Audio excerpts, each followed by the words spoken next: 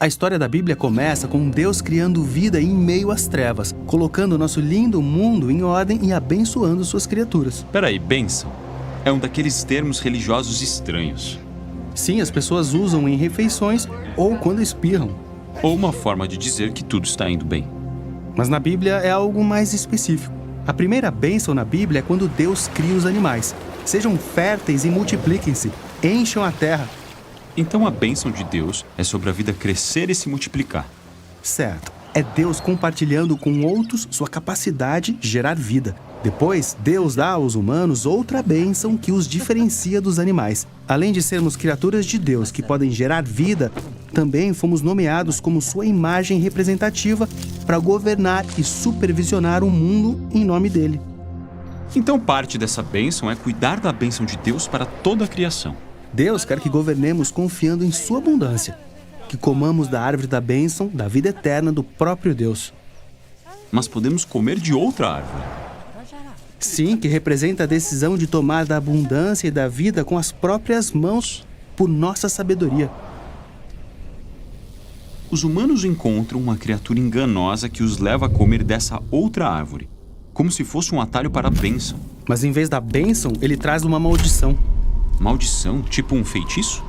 Não, na Bíblia, maldição é quando Deus entrega às pessoas as consequências de tomarem a bênção para si em seus próprios termos. É uma maldição porque ao invés da abundância e vida, temos escassez, isolamento e morte. Então Deus amaldiçoa a terra e ao invés de abundância, haverá fome. Em vez de governarem o mundo, os humanos terão que trabalhar até morrerem. Puxa. Mas Deus também amaldiçoou a criatura que os enganou, dizendo que um humano viria destruí-la um dia, e que os humanos nasceriam em um mundo de escassez, onde homens e mulheres, famílias e tribos estão todos em um violento conflito. Se a bênção de Deus agora está coberta de maldição, como podemos florescer? E mais, como podemos governar com Deus? Aí acontece uma reviravolta na história bíblica. Deus escolhe um casal, Abraão e Sara, os abençoa e diz que se tornarão uma imensa família. Cresçam e multipliquem-se.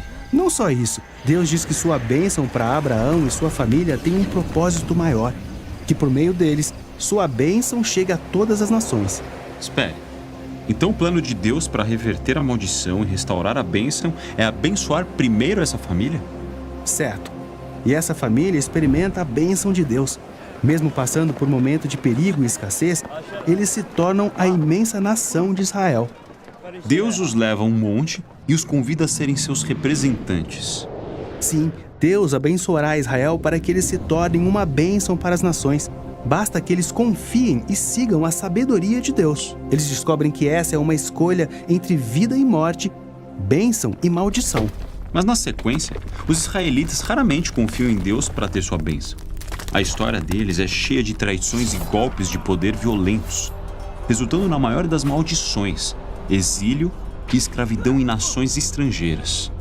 Mas os profetas de Israel, que passaram por tudo isso, ainda confiavam na promessa de Deus a Abraão. E eles previram um futuro israelita que iria restaurar a bênção de Deus e reverter a maldição em favor de Israel e das nações. Quando chegamos à história de Jesus, vemos Israel ainda sob maldição, vivendo como escravos do Império Romano.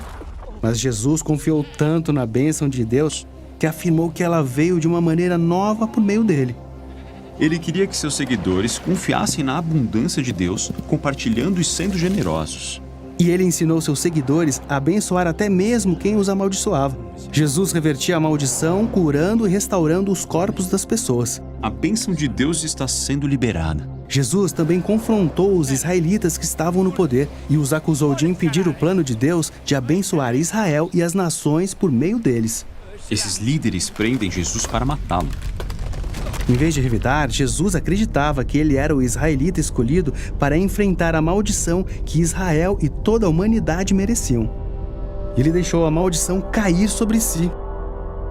Jesus passa pela morte vergonhosa de um homem amaldiçoado. Mas assim como no início Deus criou vida e bênção a partir das trevas, aqui ele também reverte a morte, ressuscitando Jesus. É a morte da maldição para que a bênção da vida de Deus possa se espalhar de novo. Depois da ressurreição, Jesus abençoou seus seguidores. E diz que continuaria presente conforme eles aprendessem a confiar na bênção de Deus e a compartilhassem com outros. Embora a morte e a maldição ainda ocorram em nosso mundo, quem segue Jesus confia que o poder da bênção de Deus é mais forte. Significa que podemos viver com uma generosidade radical, mesmo quando isso não parece possível. E isso nos leva à conclusão da história bíblica, em que as nações desfrutam os presentes da abundância de Deus. Porque no novo mundo, sustentado pelo poder da vida de Jesus, não há mais maldição.